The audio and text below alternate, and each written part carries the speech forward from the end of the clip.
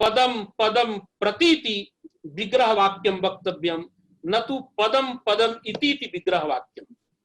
अत्रापि न भ्रमितव्यम। केचन वदन्ति शेखर कारेणापि अयं विषयः आनीतः उक्तार्थानाम् अप्रयोगः इति न्यायः वाचक विषये प्रवर्तते द्योतक विषये न प्रवर्तते इति कैश्चित् प्रतिपादितम्।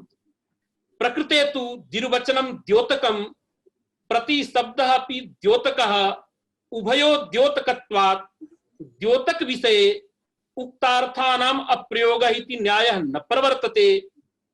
अतः अत्र उभयोः प्रयोगः भवितुम् अर्हति इति केचित् वदन्ति तदपि न युक्तम्। उक्तार्थानाम् अप्रयोगः इति न्यायः यथा वाचक विषये प्रवर्तते तथा द्योतक विषयेपि प्रवर्तते। अयं विषयः अनभीतेति सूत्र व्याख्यानावसरे स्वयमेव नागेशेन प्रतिपादितः यत् उक्तार्थानाम् अप्रयोगः इति न्यायः यथा वाचक विषये तथा द्योतक विषये। अतः अत्र शंका तु भवत्येव द्विर्वचनेन विप्सा यदि द्योत्यायां विप्सायां पुनः प्रतिशब्दस्य प्रयोगः कथं तदा एकमेव उत्तरं भाष्यमेव सरलम्। भाष्यकृता द्विर्वचनेन विप्सायाः उक्तत्वेपि पुनः प्रतिशब्दस्य प्रयोगः कृतः इति कृत्वा अत्र प्रतिशब्दः प्रयुज्यते। द्विर्वचनम् अपि वर्तते सहैव उभयोः प्रयोगः लौकिके विग्रहे वाक्ये किन्तु अलौकिके द्विर्वचनं न भवति। कुतः सुपा सुपः इत्यत्र एकत्वस्य विवक्षितत्वात्। तत्र प्रमाणं यद्यपि शास्त्रे सूत्रे लिंगवचनम् अतन्त्रं किन्तु विशेष यत्नेन अत्र ज्ञाप्यते। एकं वार्तिकं कालाः परिमाणिना इति सूत्रे तत्र भट्टोजि दीक्षितेन उद्धृतं। किं तद् वार्तिकम् अस्ति भो? उत्तरपदे परिमाणिना द्विगोः सिद्धये बहूनां तत्पुरुषस्य वदतु अत्र उत्तरपदे परिमाणिना द्विगोः उत्तरपदे परिमाणिना द्विगोः सिद्धये बहूनां तत्पुरुषस्य उपसंख्यानं कर्तव्यम्। यदि बहूनां सुबन्तानां तत्पुरुषः सुतरां स्यात् तर्हि अस्य वचनस्य आवश्यकता एव न स्यात्। अतः इदमेव वार्तिक वचनं ज्ञापयति सुपा सुप इत्यत्र एकत्वं विवक्षितम्। अतएव अलौकिके विग्रह वाक्ये पद अम प्रति इत्येव विग्रहः प्रदर्शनीयः। एवञ्च इदानीं किं जातं प्रतिपदम् इत्यत्र अव्ययीभावः किन्तु अर्थः कः? छात्रैः सर्वैः उच्यते पदं पदं प्रति इति प्रतिपदम् अत्र अव्ययीभावः किन्तु अर्थः कः? सामान्य भाषायां प्रतिपदं प्रतिवृक्षं प्रतिजनं प्रतिमानवम् इत्यस्य को अर्थः? यथा मया पूर्वं प्रतिपादितम् अत्र व्याप्तिः नाम साकल्येन संबंधः अर्थात प्रतिमानवं भोजय इत्यस्य का अर्थ? सर्वान् मानवान् भोजय इत्यर्थः। अतः सर्विति अर्थ प्रतिपादनाय अयं समासः जायते। अतः प्रतिपदम् इत्यस्य सकलं पदं सर्वाणि पदानि इति अर्थः जायते। इदानीं प्रतिपदम् इति जातम्। अत्र बहवः विषयाः एकस्मिन् प्रबन्धे मया लिखिताः। सब प्रबन्धः भवद्भिः राष्ट्रीय परिशीलनम् इति पत्रिका एका वर्तते तस्मिन् प्रबन्धे समास विषये बहुधा लिखितं। सब प्रबन्धः कदाचित् भवता द्रष्टव्यः। इदानीं प्रतिपदम् अर्हति इत्यर्थे प्रातिपदिकम् इति रूपं भवति। प्रतिपदम् अर्हति एकं सूत्रम् अर्हति अस्ति तदर्हति इति। अस्य सूत्रस्य अयम् अर्थः द्वितीयान्तात् सुबन्तात् अर्हति अर्थे ठयादयः प्रत्ययाः भवन्ति। अतः प्रतिपदम् अर्हति प्रतिपदम् इति द्वितीयान्तम्। अतः द्वितीयान्तात् समर्थ सुबन्तात् अर्हति अर्थे तत्र ठय प्रत्यय। एवञ्च प्रतिपद अम ठय रूपाणि भवद्भिः ज्ञायन्ते। तत्र ठ इत्यस्य इकादेशः अनन्तरं सुब्लुक् अनन्तरम् आदिवृद्धिः प्रातिपदिकम् इति रूपं भवति। अतः पदं प्रतिपदम् अर्हति इति लौकिक विग्रह वाक्यं इत्यर्थे प्रतिपद अमिति द्वितीयांतात् सुबन्तात् अर्हति अर्थे ठय प्रत्ययः एवंच प्रातिपदिकमिति रूपं सिद्ध्यति। अत्र विवेचनम् अद्य करणीयमस्ति। सर्वादौ अयं सामान्य विषयः एकेन पंडितेन एकदा मां प्रति उक्तं, भो प्रातिपदिकमिति उच्यते, प्रातिपदिकमिति कथनं तु लिंगानुशासन विरुद्धम्। तत्र लिंगानुशासने एकं वचनं भगवता पाणिनिना पठितं कोपधः। कोपधः इति सूत्रस्य अर्थः भवति कोपधः अदन्तः शब्दः पुलिंगे भवति, पुलिंगाधिकारे इदं वचनम्। अतः प्रातिपदिक शब्दः कोपधः अस्ति अथ च अदन्तः अस्ति। प्रातिपदिक शब्दे कोपधत्वमपि अस्ति अदन्तत्वमपि अस्ति। अतः कोपधत्वात् अदन्तत्वाच्च अत्र पुंस्त्वेन भाव्यं कथं नपुंसकत्वमिति, अर्थात प्रातिपदिकः इति भवेत्, प्रातिपदिकमिति नपुंसकं कथम् उच्यते। तदा मया उक्तं, भो अर्थवद धातुर प्रत्ययः प्रातिपदिकम्, अत्र प्रातिपदिकमिति नपुंसकम्, अतः निर्देशात् नपुंसकमिति उच्यते। किन्तु तेन उक्तं निर्देशः तु अस्त्येव, किन्तु तत्र लिंगानुशासनमपि किञ्चित् प्रमाणं भवेत् तद् वदतु। तदा स्मरणम् अस्माकं नासीत्। ते इदानीमपि पण्डिताः सन्ति प्रतापगढ़ नगरे, ते रामप्रसाद त्रिपाठी चरणाः आसन्, तेषां शिष्याः, तेषां मित्राणि एव आसन्, तेषां गृहे ते प्राप्ताः। तदा तैरेव उक्तं लिंगानुशासने एकं सूत्रमस्ति, चीबुक सालुक प्रातिपदिकांशुकोन्मुखानि नपुंसके, अर्थात कोपधः इति सूत्रस्य अपवादभूतं सूत्रम्। अस्मिन् सूत्रे अनेकानि प्रातिपदिकानि पठितानि, यानि कोपधत्वेपि नपुंसकलिंगानि भवन्ति। यथा चीबुक सालुक प्रातिपदिक अंशुक उल्मुख इमानि प्रातिपदिकानि तत्र नपुंसके भवन्ति इति स्वयमेव भगवता पाणिनिना तत्र प्रोक्तम्।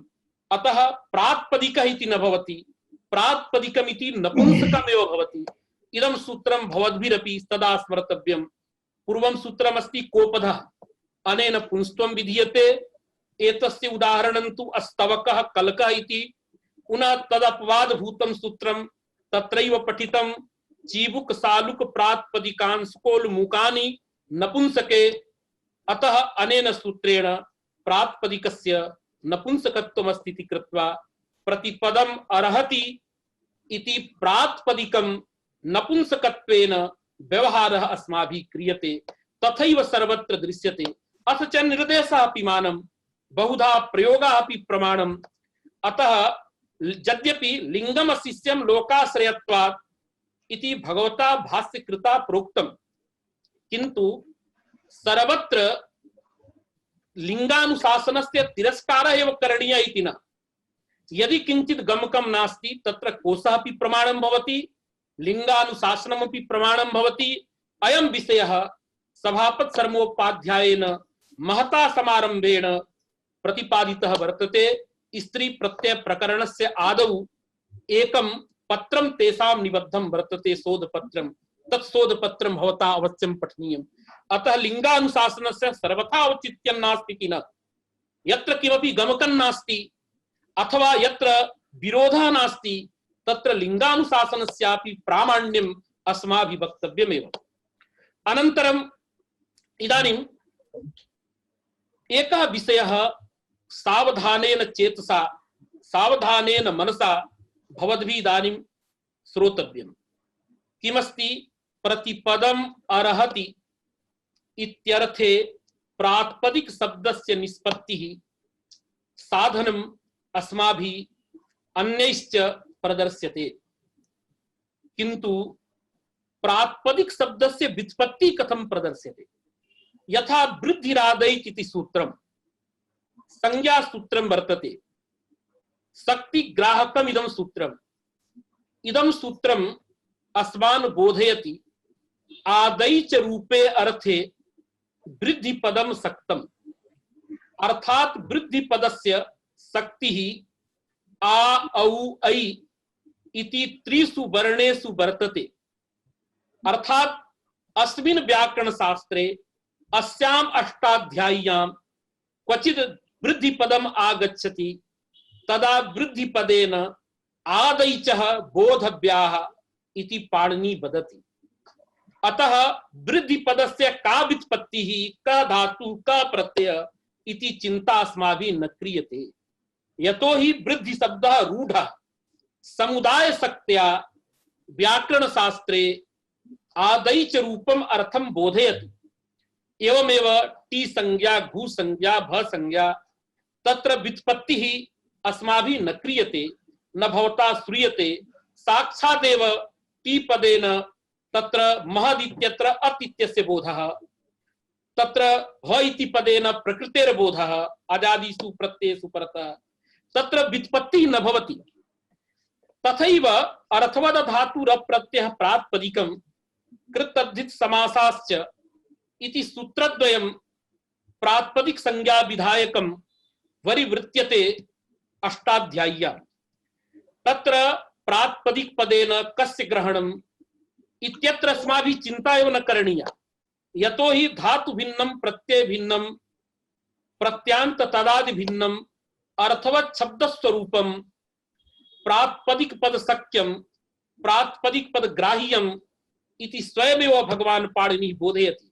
तथैव कृदंत तदादि तद्धितांत तदादि समासश्च इमे त्रयः शब्दाः प्रातिपदिक सख्याः प्रातिपदिक शब्देन ग्राह्या इति द्वितीयं सूत्रं बोधयति। अतः आहत्य किं जातम् धातु भिन्न प्रत्यय भिन्न प्रत्यान तदादि भिन्ने अर्थवत् शब्द स्वरूपे कृदन्ते तद्धितान्ते समासे प्रातिपदिक पदस्य शक्तिः आभ्याम सूत्राभ्याम बोध्यते। आभ्याम सूत्राभ्याम एषु अर्थेषु प्रातिपदिक पदस्य शक्तिः अस्माभिः गृहीता एव। अतः प्रातिपदिक इति कथनेन घटादयः शब्दाः अर्थवन्तः औबुध्यन्ते क्लेशः न भवति। तर्हि कथम इदानीम् अत्र सूत्रे प्रातिपदिक शब्दस्य व्युत्पत्तिः क्रियते? तदा उच्यते यथा कर्म प्रवचनीय इत्यादयः संज्ञाः योग रूढ़ाः न केवलम रूढ़ाः तदवत् प्रातिपदिक संज्ञापि न केवलम रूढ़ा संज्ञा अपितु अन्वर्थ संज्ञा। अतः अन्वर्थ संज्ञात्वं प्रतिपादयितुम् इदानीं व्युत्पत्तिः अस्माभिः आश्रियते। अर्थात रूढ़्या शक्त्या ये अर्था अवबोध्यन्ते प्रातिपदिक शब्देन तएव अर्थाः योग शक्त्या पढ़ा रहा कुछ म्यूट करिए। कौन बोल रहा है भाई? म्यूट करिए। चलिए बोलिए। तएव अर्थः प्रातिपदिक शब्दस्य व्युत्पत्त्यापि अवगम्यते इति बोधनाय अयं प्रयासः कश्चन कृतः। अर्थात प्रातिपदिक शब्दः योग रूढ़ः योग रूढ़त्वम् अस्य यथा पंकज शब्दस्य योग रूढ़त्वं तथैव प्रातिपदिक शब्दस्यापि योग रूढ़त्वम् इति वक्तुम् इदानीं व्युत्पत्तिः प्रदर्श्यते। किन्तु अस्माकम् इयं चिन्ता यथा प्रातिपदिक इति समुदाय शक्त्या रूढ़्या यह अर्थ प्रतीयते तस्यैव अर्थस्य प्रतीतिः व्युत्पत्त्या अवयव शक्त्या भवितुम् अर्हति न वा? तदर्थम् इदानीं चिंता प्रवर्तते। भवन्तः पश्यन्तु एकवारं। प्रतिपदम् अर्हति इत्यर्थे ठय प्रत्ययः। पूर्वं तु ठय प्रत्ययस्य चिंता। तदर्हति इति सूत्रेण द्वितीयान्तात् सुबन्तात् अर्हत्यर्थे ठय प्रत्ययः विधीयते। किंतु अर्ह धातुः योग्य भवनार्थकः। अर्हत इत्यस्य योग्यो भवति इत्यर्थः। तर्हि योग्य भवनार्थकः अर्ह धातुः अकर्मकः। तस्य अकर्मकत्वात् तदयोगे द्वितीयान्तं सुबन्तमेव न लभ्यते। कथम ठय प्रत्ययः? अतएव तत्र सिद्धांत कौमुद्यां वृत्तिं पश्यन्तु। तत्र किमुक्तं? लब्धुम् इति पदस्य अध्यारः तत्र कृतः। अर्थात लब्धुम् योग्यं भवति अर्हत इत्यस्य अर्थः कृतः। तर्हि लभ धातुः सकर्मकः। अतः इदानीं तस्य सकर्मकत्वात् कर्म प्राप्यते कर्मणि द्वितीया अतः द्वितीयान्तं सुबन्तं लभ्यते। अतः प्रकृतेऽपि प्रतिपदं लब्धुम् अर्हति योग्यं भवति यत् तत् प्रातिपदिकम्। अर्थात हिंदी भाषा में बदामश्चेत प्रत्येक पद को जो प्राप्त कर सकता है वो प्रातिपदिक है। यथा पंके जायते इति पंकजम, अर्थात पंकाधिकरणक जनीकर्ता यस्य उत्पत्ति ही पंके जाता सब पदार्थ पंकज पदार्थ पंकज शब्द व्युत्पत्त्या अवगम्यते तथैव अत्र प्रतिपदम प्रतिपदं नाम संपूर्णं पदम सकलानि पदानि लब्धुं प्राप्तुं अर्हति यत् तत् प्रातिपदिकम्। इदानीं पश्यतु, प्रातिपदिकं तदस्ति यत् सर्वाणि पदानि लभते, अर्थात सर्वाणि पदानि यत् प्राप्नोति तत् प्रातिपदिकम्। तत्र जिज्ञासा भवति। यथा एकम् उदाहरणम् अहं वदामि। प्रातिपदिकम् अस्ति राम इति, विभक्तिं विहाय विभक्तिरहितं शब्दस्वरूपं रामेति प्रातिपदिकम्। रामेति प्रातिपदिकं पदम लब्धुम अर्हति, अर्थात पदम प्राप्नोति, अतएव प्रातिपदिकम् उच्यते। तदा जिज्ञासा भवति केन रूपेण लब्धुम अर्हति। तदा लक्ष्मी टीका कृता एवं प्रतिपादनं कृतं भवता तत्र द्रष्टव्यमपि। लब्धूनाम् उद्देश्यतया लब्धुम अर्हति, एकं पदम अन्यदपि योजितम्। एवं इदानीं किं जातं, प्रतिपदम उद्देश्यतया उद्देश्य विधया लब्धुम प्राप्तुम अर्हति यत् तत् प्रातिपदिकम्। तर्हि पुनरपि चिंता, अस्य को अभिप्रायः, अर्थात प्रातिपदिकं तद् भवति यस्य उद्देश्यं पदं भवति। तर्हि इदं तु न भवति भो, प्रातिपदिकस्य उद्देश्यं पदं न भवति, अपितु पूर्वं प्रातिपदिक संज्ञायाः परं विभक्ति उत्पत्तिः, विभक्त्यन्तस्य पद संज्ञा तु पश्चात् भवति, पदं प्रातिपदिकस्य उद्देश्यं न भवति। अतः इयं व्युत्पत्तिः प्रातिपदिके सामान्यतः न संघटते इति शंकां विधाय समाधानमपि तेनैव दत्तम्। तत्र उक्तं प्रतिपद घटकं पद पदम नैव सुबंत तिगंत परम। यदि पद शब्दस्य सुबंतम तिगंतम इति अर्थः क्रियते तदा अर्थः भवति सर्वाणि पदानि, अर्थात सर्वाणि सुबंतानि तिगंतानि यद उद्देश्यतया लब्धुमर्हति तत् प्रातिपदिकम्। तदा व्युत्पत्तेः संघटनं न भवति, यतो हि प्रातिपदिकस्य उद्देश्यं सुबंतं तिगंतं वा न भवति। अतः तत्र उक्तम् अत्रत्यं प्रतिपद घटकं पद पदम पारिभाषिकं ग्राह्यम्, अर्थात पद पदम किम परमिति चेत तत्र उक्तं वर्तते प्रातिपदिक संज्ञानिष्ठ विधेयता निरूपित उद्देश्यतावच्छेदक धर्मवत परम। अर्थात अत्र पद शब्दस्य अर्थः सुबंतं तिगंतं नास्ति, अपितु प्रातिपदिक संज्ञानिष्ठ विधेयता निरूपित उद्देश्यतावच्छेदक धर्मवत परम पद पदम। अस्य समन्वयः श्रोतॄणां कृते एकं निवेदनम्, भवद्भिः धैर्यं स्थापनीयम्। ये अधिकम् इच्छन्ति ते अधिकं गृह्णन्तु। सर्वम् उच्यते, कौमुदी अपि मध्ये मध्ये उच्यते, प्रौढ मनोरमा अपि उच्यते, अतः धैर्यं किञ्चित् प्रतिपादनीयम्। अतः इदानीं किं भवति, प्रातिपदिक संज्ञानिष्ठ विधेयता निरूपित उद्देश्यतावच्छेदक धर्मवत परम पद पदम। तर्हि प्रकृते पश्यतु, प्रातिपदिक संज्ञा विधायकं सूत्रद्वयम्। किं किं सूत्रम्, अर्थवद धातुर प्रत्यय प्रातिपदिकम कृतद्धित समासाश्च आभ्याम सूत्राभ्याम प्रातिपदिक संज्ञा विधीयते। अतः एतस्य सूत्र युगलस्य विधेयम प्रातिपदिकम, अर्थात प्रातिपदिक संज्ञा विधेया।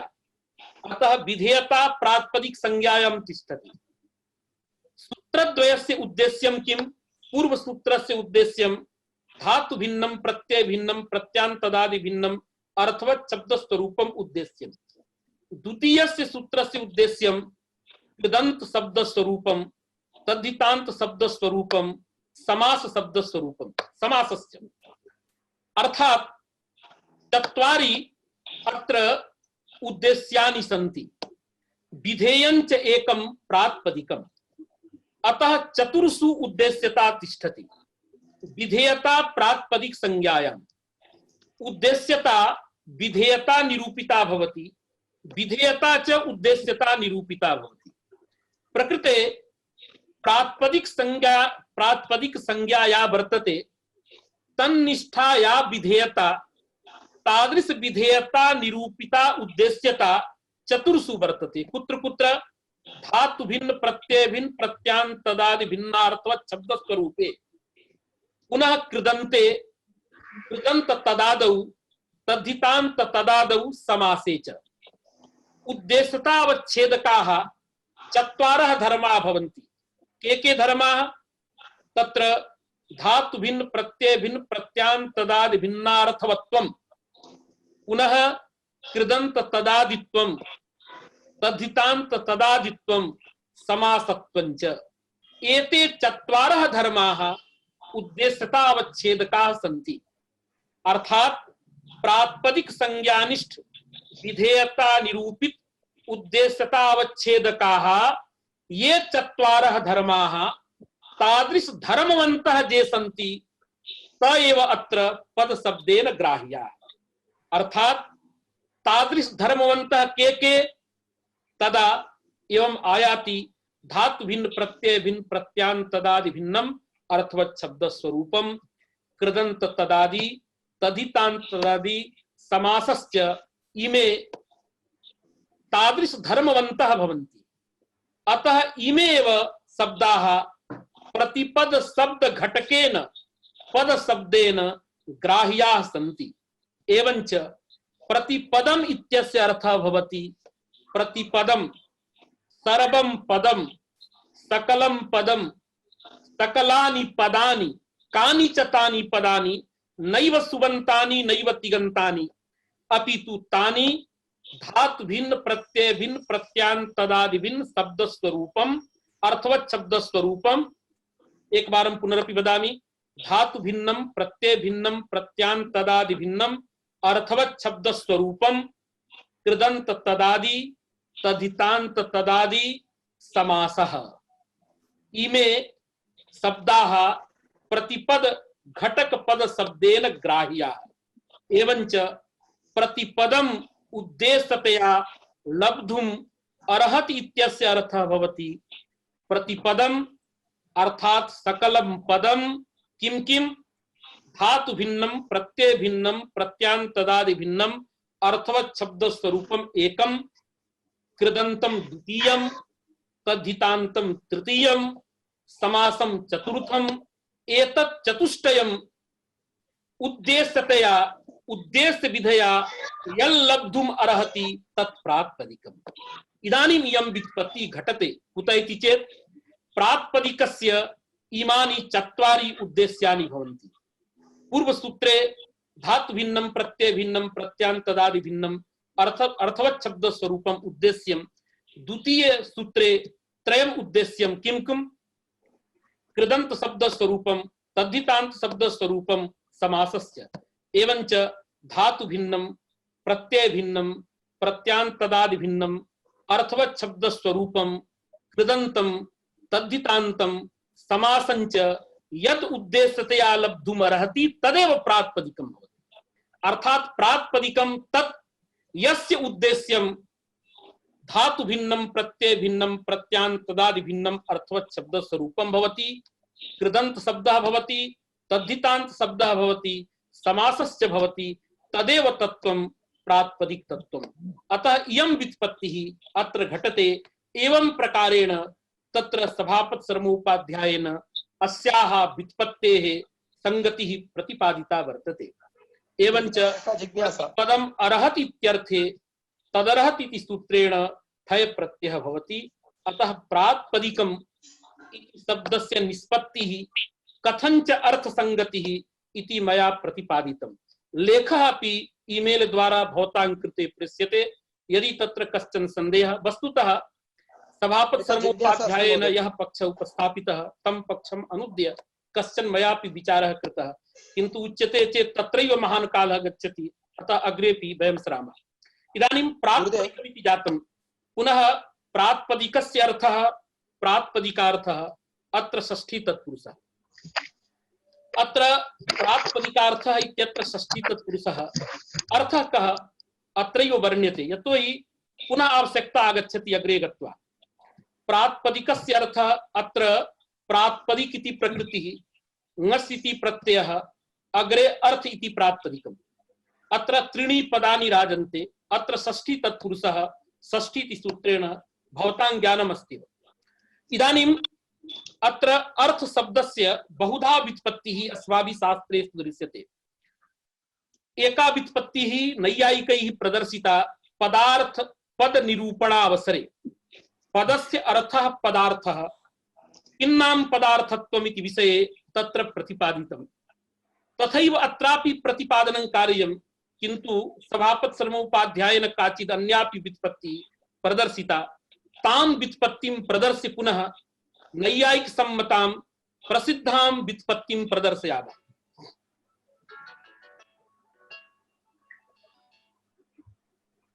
हेलो, हाँ किम? अरे भाई फोन मत करिए, पाठ चलता है, सब रखिए फोन। हाँ किं भवति इदानीं? तत्र व्युत्पत्तिः तैः कथं कृता? प्रातिपदिकस्य अर्थः प्रातिपदिकार्थः। अर्थ धातु चुरादिगणे पठ्यते। अर्थ उपयाच्यायाम् इति धातुः तत्र चुरादिगणे पठितः। अयम् आत्मनेपदी धातुः, यथा अर्थयते प्रार्थयते इति रूपं भवति। प्रार्थयति इति रूपमपि भवति, किन्तु केन प्रकारेण भवति?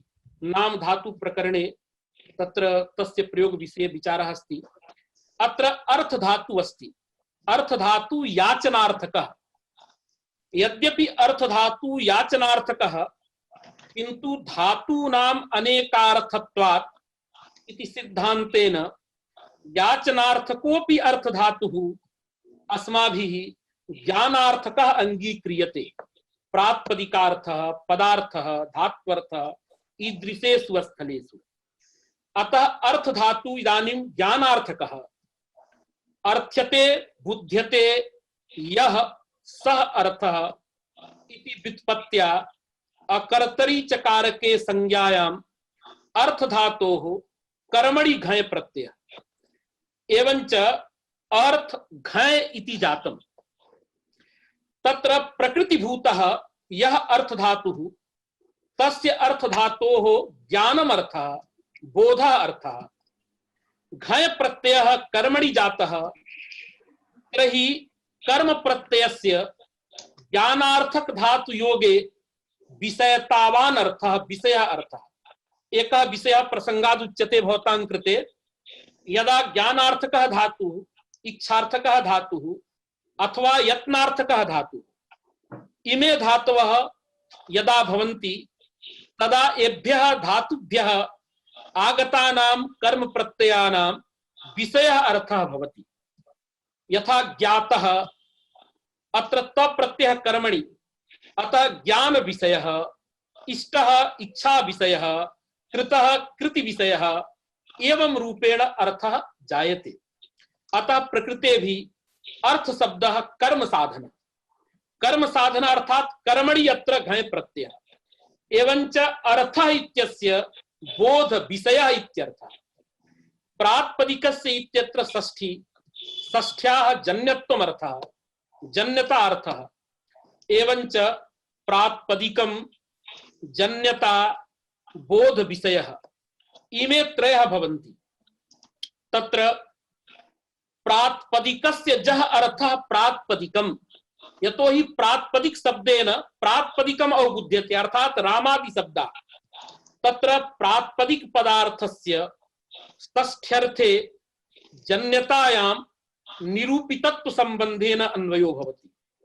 एवंच प्रात्पदिक निरूपिता जा जन्यता, जन्यतायाः स्वरूप संबंधेन अर्थ पदार्थे पदार्थैक देशे बोधे स्वरूप संबंधेन अन्वय।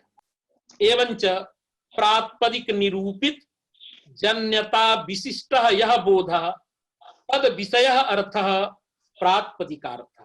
सामान्य भाषा में उच्यते चेत अर्थात प्रात्पदिक जन्यः जः बोधः तादृश बोध विषयः अर्थः प्रात्पदिकार्थः। अर्थात प्रात्पदिक ज्ञानानन्तरं प्रात्पदिक श्रवणानन्तरं यस्य अर्थस्य बोधः भवति तयेव अर्थः प्रात्पदिकार्थः। यथा घट इति प्रात्पदिकं भवता उच्चार्यते, अस्माभिः घट प्रात्पदिकं श्रूयते, घट प्रात्पदिक श्रवणानन्तरं घटः इति अर्थः ज्ञायते। तत्र घटत्वम् अवबुध्यते, जातिरपि पुंस्त्वमपि अवबुध्यते, एकत्वमपि ज्ञायते, कर्तुः कारकस्यापि गानं भवति, स्वरूपमपि भासते। अतः सोढ़ा प्रात्पदिक जन्य बोध विषया अर्थाः भवन्ति।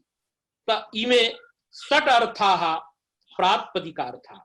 एवमेव घटमिति यदा उच्चार्यते तदा अमपद संविभ्यारित घटपद श्रवणानन्तरम् एवं बुद्धिर्भवति किमपि घट द्रव्यमस्ति, तत्र घटत्वं जातिरस्ति, तत्र पुंस्त्वमपि प्रतीयते, एकत्वमपि प्रतीयते, कर्म कारकं प्रतीयते, शब्द स्वरूपमपि प्रतीयते। शब्द स्वरूपम सर्वेषां मते प्रतीयते न वा इत्यत्र विवादः। नैयायिकाः नाङ्गीकुर्वन्ति शब्देन शब्दस्य प्रतीतिर् न भवति, शब्देन शब्दस्य प्रतीति तु लक्षणया न तु शक्त्या। वैयाकरणाः शब्देन शब्दस्यापि प्रतीतिः शक्त्या एव जायते, अतएव सोढ़ा प्रातिपदिका। तत्र बहूनि मतानि भूषणे अन्यत्र स्वरूपाणाम् एक शेष एक विभक्तो इत्यादिषु भाष्येऽपि आगतानि। एकं द्विकं त्रिकं चतुष्कं पंचकं सोढ़ा। अस्माभिः एकस्मिन् प्रबन्धे न केवलं सोढ़ा प्रातिपदिकार्थः तदतिरिक्तोऽपि प्रातिपदिकार्थः ग्राह्यः। अन्यथा परिमाण मात्रे प्रथमा इत्यस्य यदुदाहरणं नागोजी भट्टेन प्रदत्तं द्रोण इति तदुदाहरणं न संगच्छते। यतो हि स्वयमेव सब्रवीति द्रोणः द्रोणत्वम् अथ च पुंस्त्वं परिमाणत्वं परिमाणम् अथ च संख्या बहवः अर्थाः तत्र प्रतीयन्ते। अतः पंचैव प्रातिपदिकार्थः इति न, सोढ़ा एव प्रातिपदिकार्थः इति न, तदतिरिक्तोऽपि प्रातिपदिकार्थः अस्ति। एवमेव तत्र संबोधने च सूत्र निरूपणावसरे एतत् सर्वं वदामः। पंचकं प्रातिपदिकार्थः, सोढ़ा प्रातिपदिकार्थः, तदतिरिक्तोऽपि पदार्थः प्रातिपदिकार्थः ग्राह्यः न वा। मम भाति सोढ़ा एव न सन्ति, अन्येऽपि सन्ति, ते प्रातिपदिकार्थाः अवश्यं ग्राह्याः भवन्ति। तत्रैव विचारयामः संबोधने इति सूत्रस्य व्याख्यावसरे। एवञ्च प्रातिपदिक जन्य बोध विषय अर्थः प्रातिपदिकार्थः इति प्रातिपदिकार्थ शब्द व्युत्पत्त्या लभ्यते। न्याय दर्शनानुसारेण प्रसिद्धः यः पंथा तं पंथानम् अनुसरामः तदापि क्षतिर्नास्ति। अर्थ शब्द अभिधेय पर, अभिधेयः अभिधा विषयः। यथा पदार्थ शब्द से निरूपणं क्रियते, अर्थः अभिधेयः, अभिधेयः नाम अभिधा विषयः, शक्यः शक्ति विषयः, वाच्यः। एवंच अर्थ शब्दस्य अभिधा विषयः इत्यर्थः। प्रातिपदिकस्य इत्यत्र षष्ठ्याः वृत्तित्वम् अर्थः। एवंच तस्यां षष्ठ्यर्थ वृत्तितायां प्रातिपदिकस्य निरूपितत्व संबंधेन अन्वयः। षष्ठ्यर्थस्य वृत्तित्वस्य च स्वरूप संबंधेन तत्र अभिधायाम् अन्वयः। एवंच प्रातिपदिक निष्ठा या अभिधा तद विषयः अर्थः प्रातिपदिकार्थः। अथवा प्रातिपदिक निष्ठा या शक्ति तादृश शक्ति विषयः अर्थः प्रातिपदिकार्थः। अर्थात घट प्रातिपदिके पट प्रातिपदिके वा या शक्ति वर्तते तस्याः शक्तेः यः विषयः अर्थः जेषु जेषु अर्थेषु घट प्रातिपदिकस्य शक्तिः गृहीता ते सर्वेपि अर्थाः घट प्रातिपदिकस्य प्रातिपदिकार्थाः। तत्र प्रातिपदिकनिष्ठ शक्ति विषयी भूता अर्थाः के इति कारिका भवतां पुरतः अत्यन्तं प्रसिद्ध्यति। स्वार्थो द्रव्यञ्च लिङ्गञ्च संख्याकारकमेव च अमी पंचैव नामार्था त्रयः केषाञ्चिदग्रिमाः एवं रूपेण कारिका अग्रे उच्यते।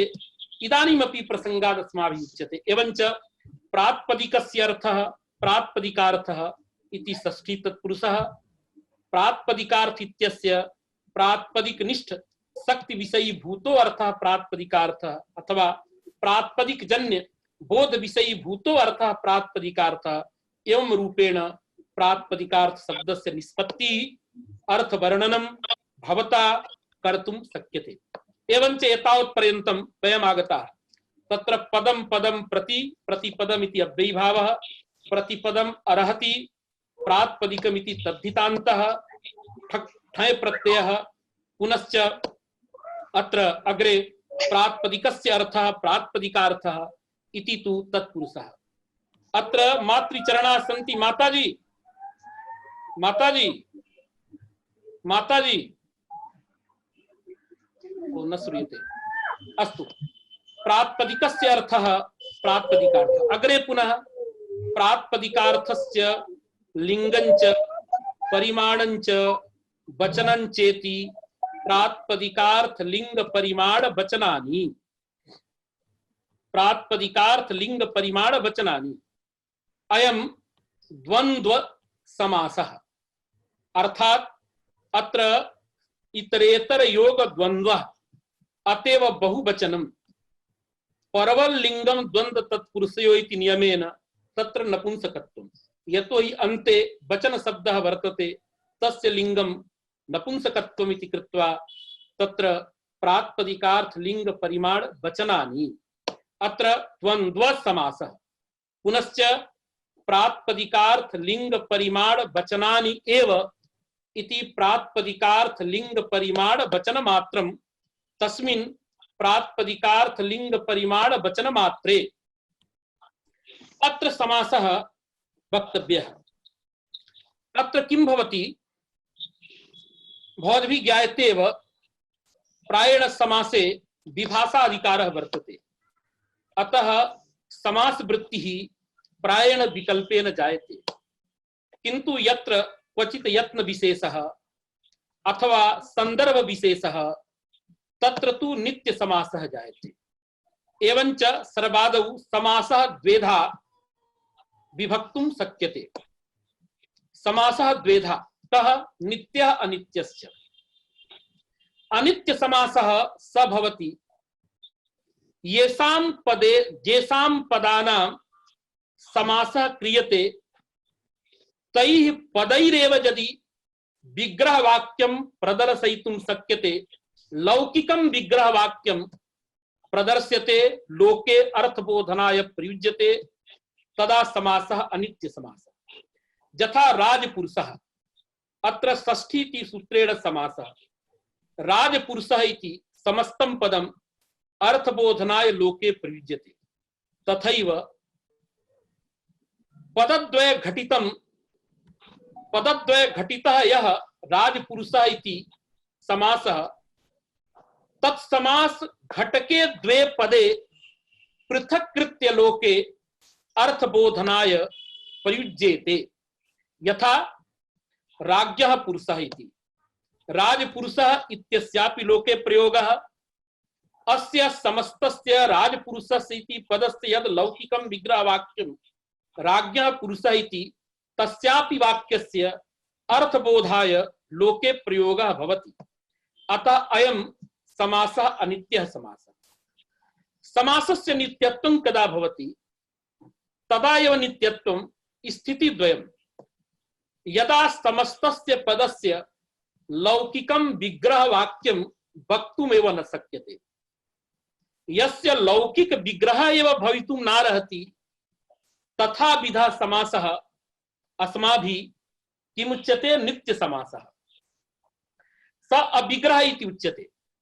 समासः अस्ति तर्हि विग्रहेण भाव्यमेव, विग्रह नास्ति इति वक्तुं न शक्यते।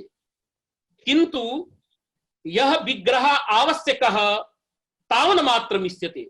समासस्य कृते लौकिकं विग्रह वाक्यं नावश्यकं, तद्वाक्यं केवलम् अर्थ प्रदर्शनाय।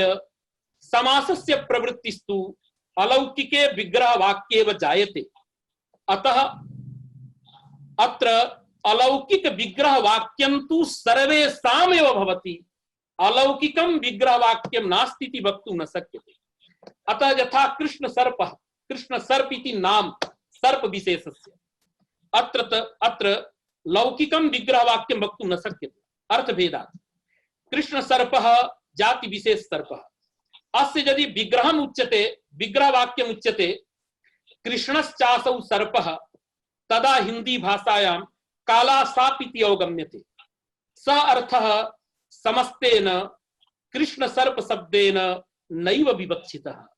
एतावता अस्य लौकिकं विग्रह वाक्यं नैव दीयते, केवलम् अलौकिकमेव विग्रह वाक्यं कृष्णसु सर्पसु। यथा कस्यचित् नाम अस्ति, अस्माकं नाम व्रजभूषणः, शुद्धं रूपं भवति व्रजभूषणः। अस्य लौकिकं विग्रह वाक्यं वक्तुं न शक्यते। लौकिक विग्रह वाक्यम् उच्यते चेत् तदा कः अर्थः भवति? यः व्रजं भूषयति, व्रजस्य भूषणः यः भगवान् कृष्णः। किन्तु समस्तेन पदेन अयं मांसपिंड विशेषः उच्यते। अतः समासस्य यः अर्थः तमर्थं प्रतिपादयितुं न क्षमम् इदं लौकिकं वाक्यं। यदि वृत्त्यर्थावबोधकं वाक्यं न भवति तदा तु विग्रह एव न भवति। अतः ईदृशे स्थले संज्ञा पदेषु तत्र लौकिक विग्रह वाक्यं न भवति। अतएव क्वचित् क्वचित् सिद्धांत कौमुद्याम् उच्यते वाक्येन संज्ञा अनवगमात् नित्य समासोऽयम् इति पंक्तिः तत्र तत्र अस्माभिः कौमुद्यां दृश्यते। अतः एकः नित्य समासः तथा भूतः यस्य लौकिक विग्रहो नास्ति, केवलम् अलौकिक विग्रह मात्रं तथा भूतः अस्माभिः विग्रह वाक्यं दृश्यते। द्वितीयस्तावत् ययोः पदयोः समासः ताभ्यां पदाभ्यां विग्रह वाक्यं न भवति, अपितु अन्येन पदेन समासः, अन्येन पदेन तत्र विग्रहः। यथा अन्यो देशः देशान्तरम्, अन्या भाषा भाषान्तरम्। अत्र किं भवति?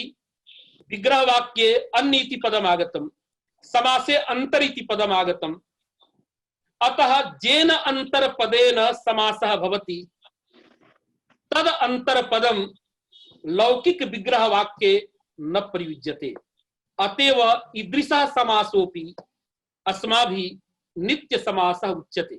अतएव उच्यते नित्य समासः क्वचित् अस्वपद विग्रहः क्वचित् अविग्रहः। अस्वपद विग्रह इत्यस्य नास्ति स्वपदेन समास घटकेन पदेन विग्रह, सः अस्वपद विग्रह। यत्र च किमस्ति समास घटकेनैव पदेन लौकिकः विग्रहः स तु अनित्यः। यथा राजपुरुषः राज्ञः पुरुषः।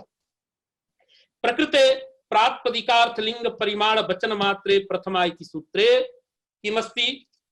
अत्र प्रातिपदिकार्थ लिंग परिमाण वचनानि एव पश्यतु। एव पदेन साकं विग्रहः, मात्र पदेन साकं समासः। अतः समास घटकी भूतेन मात्र पदेन अत्र विग्रहो न दृश्यते इति कृत्वा अयं नित्य समासः। अर्थात विग्रह एव पदेन समासस्तावत् मात्र पदेन, अतः अत्र नित्य समासः। किंतु नित्य समासः इति संज्ञा पाणिनिना तु न दत्ता। नित्य समासः इति संज्ञा तु पाणिनिना नैव दत्ता क्वचित्।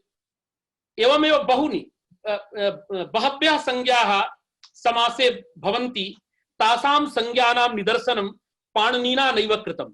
व्यवहारिकी सा संज्ञा। यथा साक्षात् उपपद समासः इति संज्ञा नास्ति, कर्मधार इति संज्ञा अस्ति, दिगु इति संज्ञा अस्ति, नित्य समासः इति संज्ञा नास्ति। योगार्थोऽयं अर्थात नित्यत्वे सति समासत्वं यत्र अवगम्यते स समासः नित्य समासः। किंतु स समासः कः नाम वक्तव्यम्।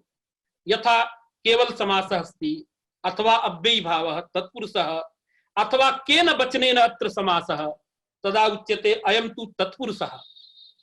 अत्र केन समासः मयूरवंशकादयश्च इति सूत्रेण अत्र समासः भवति। मयूरवंशकादयश्च अनेन सूत्रेण निपातनं क्रियते। यत्र तत्पुरुषः समासः अस्ति समास विधायकं किंचित् वचनं नास्ति तत्र अनेन सूत्रेण समासः भवति। एतद् वचनानुरोधेन बहूनि वचनानि अपि तत्र तत्र कल्प्यन्ते। यथा परंपरायां मात्रांतरयोः नित्य समासः क्लिवत्वञ्च इति वचनम्। अर्थात मात्र शब्दस्य अंतर शब्दस्य च सुबन्तेन साकं नित्य समासः नपुंसकत्वञ्च भवति इति वचनमस्ति। किन्तु वचनं पश्यन्तु क्वापि गणे अस्माभिः इदं वचनं नावलोकितं। किन्तु काशीस्थ परंपरायाम् अन्यत्र परंपरायां प्रसिद्धम् इदं वचनं। कुतः इदं निपातनं यद्यद् आवश्यकं तत्तत् परिकल्प्यतां तत्तत् वचनम् उच्यतां। अतएव इदं वचनं परिकल्प्य समासः प्रदर्श्यते। यद्यपि वचनमिदं तत्र क्वापि नास्ति। किमस्ति परंपरायां बहुधा अस्माभिः तादृशापि प्रयोगाः भवन्ति ये प्रयोगाः व्याकरण दृष्ट्या सम्यक् न सन्ति तथापि अस्माभिः तथा उच्यते संस्कारवशात्। तत्र बहुधा अस्माभिः दृष्टम्। अद्यैव प्रातः काले क्वचित् अस्माभिः दृष्टं वा अस्माभिः सर्वदा उच्यते। यथा इप्सित् शब्दे आप धातु सन प्रत्यय आप इति दित्वम्। पूर्वं मयापि एवमेव स्मरणं कृतम् आसीत्। किन्तु अत्र अयं धातुः अजादिः अतः आप इति दित्वं कथं भवति। किन्तु उच्यते परंपरायां सर्वैः आप इति दित्वम्। बहवः एवं विषयाः सन्ति। अतः यथा अस्माभिः परिष्कारः पठ्यते तथा अस्माभिः प्रक्रिया अपि दर्शनीया। सापि प्रक्रिया कथम अस्ति केन प्रकारेण भवति सर्वदा तत्र प्रयासः कार्यः। नो चेत् एकमपि सूत्रम् आजीवनं पठ्यते तत् सूत्रं पारं गन्तुं तस्य सूत्रस्य पारं गन्तुं न वयं शक्नुमः। मया इदमेव अनुभूतं। कारक प्रकरणस्य बहूनि सूत्राणि प्रायः सर्वाणि सूत्राणि बहुधा पठितानि बहुधा अध्यापितानि किन्तु तथापि पदे पदे संशयः पुनरपि जायते। अतएव कदाचित् भाष्यं पश्यामि कौमुदीं पश्यामि मनोरमां पश्यामि। बहवः विषयाः सन्ति यत्र संशयाः भवन्ति। भवद्भिरपि अत्र प्रातिपदिकार सूत्रं संबोधने च क्वचित् क्वचित् केचन वदन्ति भो किमर्थं बहुधा पठ्यते पाठ्यते। तथा नास्ति।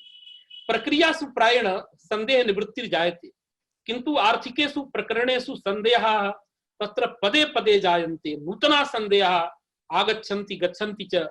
तैः संदेहैः ताभिः शङ्काभिः साकं लीला अस्माभिः भवता च क्रियते करणीया अपि। या सा लीला तु विदुषां कृते मोदाय भवति। अतः इदानीं मयूरवंशकादयश्च इति सूत्रेण अत्र समासः भवति। सोऽपि समासः तत्पुरुषः इति समासः वक्तुं शक्यते। एवमेव क्वचिदागच्छति प्रायेण एकत्र अयं विषयः आगच्छति यथा परिभाषेन्दुशेखरः। परिभाषेन्दुशेखरः तत्र परिभाषेन्दुः परिभाषा इंदुरिव अथवा परिभाषा एव इंदुः। यदा इंदुरिव उच्यते तदा उपमितं तु अस्ति समासस्य कृते। उपमेयस्य समासः भवितुम् अर्हति किन्तु उपमानस्य समासः कथं भवेत्। परिभाषा इव इंदुः। तदापि अयमेव पन्थाः मयूरवंशकादयश्च इति सूत्रेण बहुधा समासः एवं भूतः अस्माभिः अवलोक्यते। यत्र अस्य आवश्यकता भवति तत्र समय क्या हो रहा। इदानीं समयः प्रायेण भवति। किम् आसीत् अद्य प्रतिपत् तिथिरासीत्। अस्माकं सर्वं महोदय उक्तं पंक्ति अद्य न पठनीया यतोहि अद्य प्रतिपदः तिथि इति कृत्वा अस्माभिः पंक्तिं विहाय व्याख्यानं दत्तम्। इतः अग्रे अस्माभिः स्वः भवतां पुरतः उच्यते। भवतां संदेहः अस्ति चेत् भवद्भिः लिखित्वा ते संदेहाः प्रेषणीयाः। हाँ विजेंद्र जी, विजेंद्र जी, जी गुरु जी बताइए। विजेंद्र जी, जी जी बताइए गुरु जी, आवाज आ रही है? विजेंद्र जी, हेलो हेलो विजेंद्र जी, हेलो हाँ हेलो हेलो। हाँ सुनाई दे रही है? हाँ गुरु जी आवाज आ रही है। हाँ तो अब टाइम हो गया है ना, हाँ टाइम तो ज्यादा हो गया गुरु जी। तो आज यही रहने देते हैं। और आवाज आ हाँ रही हाँ थी ठीक से बिल्कुल, मेरी? हाँ बिल्कुल बिल्कुल पूरी आ रही है आवाज। हाँ, आ रही थी ना, पूरा कहीं कटा नहीं है ना? नहीं नहीं नहीं, बीच में देखते हुए वैसे तो कटा नहीं है लगभग मेरे ख्याल से। हाँ नहीं कटा है ना। और आप छोड़िए मत, हमेशा सुनते रहिए 1.5 घंटा इसको। हाँ सुनता हूँ गुरु जी। माता जी हैं कि नहीं, चली गई कि हैं अभी माता जी? है। माता है। माता जी, माता जी, माता जी, माता जी, माता जी म्यूट है। माता जी, माता जी का म्यूट है, म्यूट। माता जी अनम्यूट करिए फोन। माता जी सुन रही हैं? माता जी है। हाँ अनम्यूट करिए माता जी। अनम्यूट करिए, अनम्यूट। अनम्यूट कर दीजिए भाई। अभी अभी भी म्यूट है गुरुजी उनका। माता जी का अनम्यूट करिए। माता जी 2 बार दबा माता जी दिए। अनम्यूट करिए उसको। हाँ, माता जी अनम्यूट करिए आप क्या हाँ ऑप्शन। हाँ, वो स्पीकर के चिन्ह पर क्रॉस लगा है, उसको हटा दीजिए। स्पीकर का क्रॉस हटाइए माता जी। अरे विजेंद्र जी आप माता जी को फोन करिए ना। अब फोन स्पीकर पर जो क्रॉस लगा है उस पर क्लिक कीजिए ना, हो जाएगा। माता जी को फोन माता जी करिए। को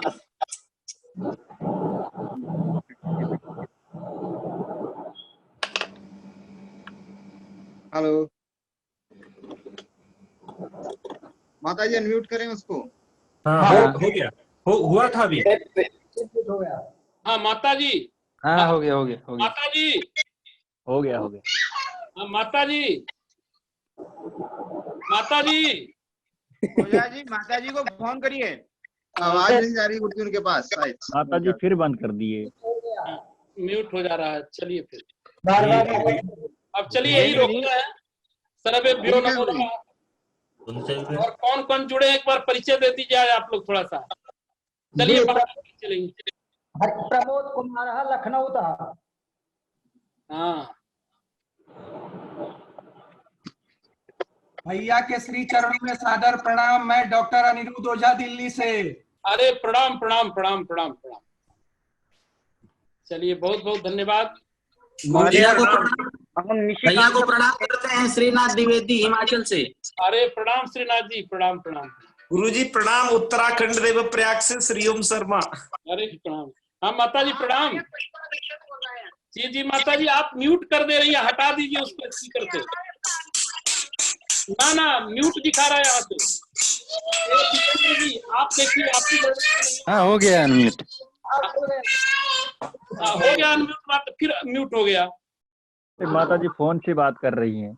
जो 2 बार दबा दे रहे हैं जी, 2 बार दबा रहे हैं। अभी तो अनम्यूट दिखा रहा है ना। अभी अनम्यूट है। गुरु जी ऑलरेडी अनम्यूट है, उनकी आवाज नहीं आ रही। अनम्यूट है, अनम्यूट है। अनम्यूट है माता जी, अब बोलिए, अब बोलिए।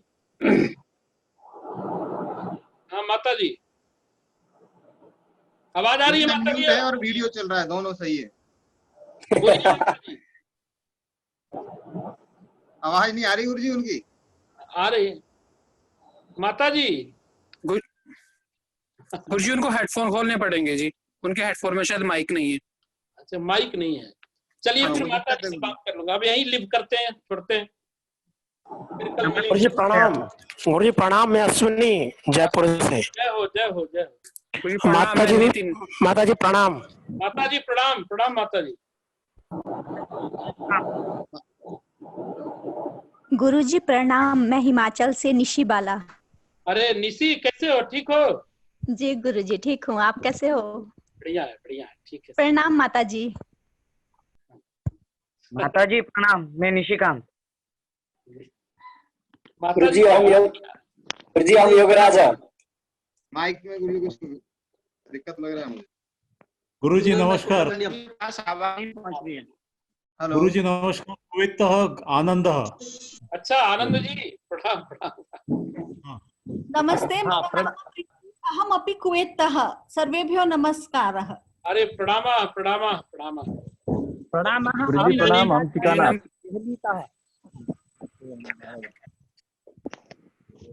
प्रणामः। अहं गोविन्दाचार्यः देहलीतः। ओ गोविंदाचार्य जी प्रणाम एवं एवं प्रणाम प्रणाम प्रणाम पुनः श्वः मिलामः त्रिवादने किंचित पूर्वमेव आगच्छन्तु सर्वे। एवं गुरुदेव, मैं वैथी सुब्रमण्यन सर्वेषां नमस्कारः।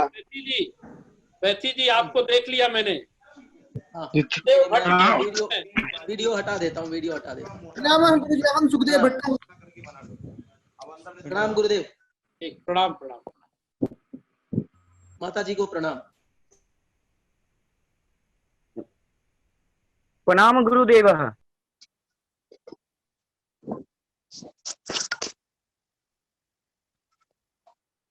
हरिओम। ठीक है गुरु जी, एंड करते हैं इसको। सर्वेषां नमस्कारः।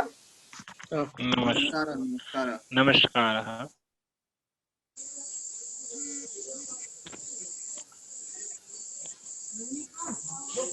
माता जी को प्रणाम।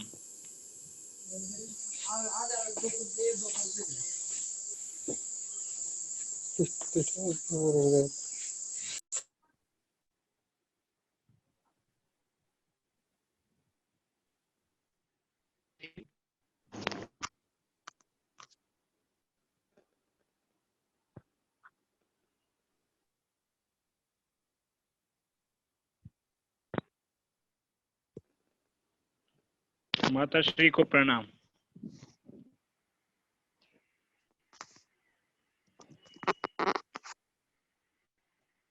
मातरं नैव शृण्वन्ति पश्यन्त्येव केवलम्। आम् आम्।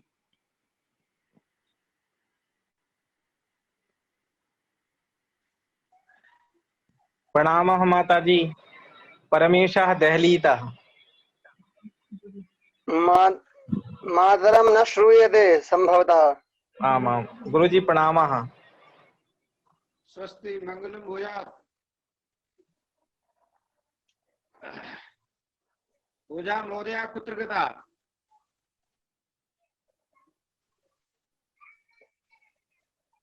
इदानीं किं भवति? कक्षेयं विसर्जिता जाता किम्?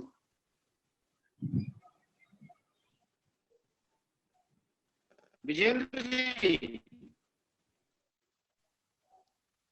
न कस्यचिदपि ध्वनिः श्रूयते। कक्षा समाप्ता खलु?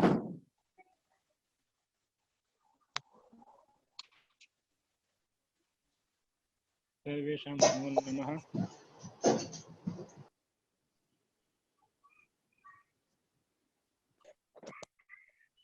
आचार्येभ्यो नमो नमः, प्रणामाः।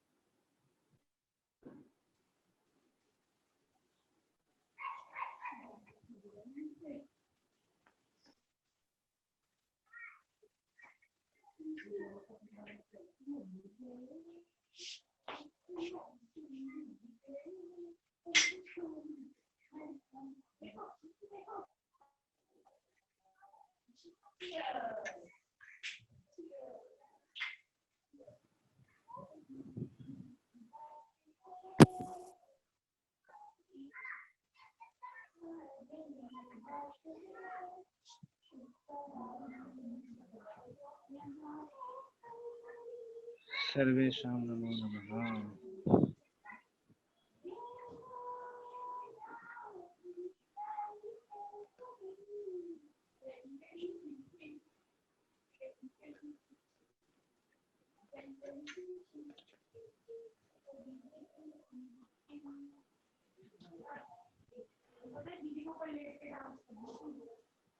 है।